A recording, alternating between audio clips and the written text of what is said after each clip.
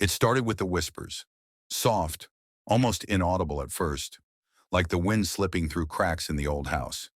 Daniel thought it was just his imagination until the whispers turned into voices. He had just moved into the century-old home on the outskirts of town, a deal too good to pass up. The real estate agent mentioned something about the house's history, but avoided details. Daniel didn't care. He just wanted a fresh start. The first night was uneventful, save for the distant creaking of the wooden floors. But by the second night, he heard it. Faint murmurs from the attic. He dismissed it as the house settling. By the third night, the murmurs had turned into voices. "He's here. He doesn't know." Daniel's blood ran cold. The voices weren't random noises. They were speaking about him.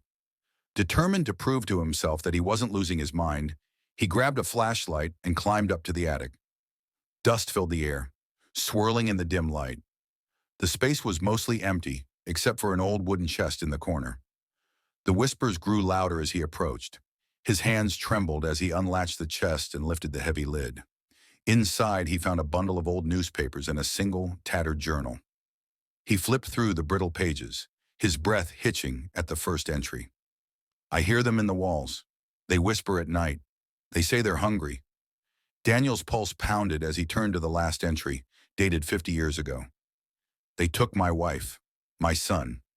Now they wait for me. If you are reading this, run."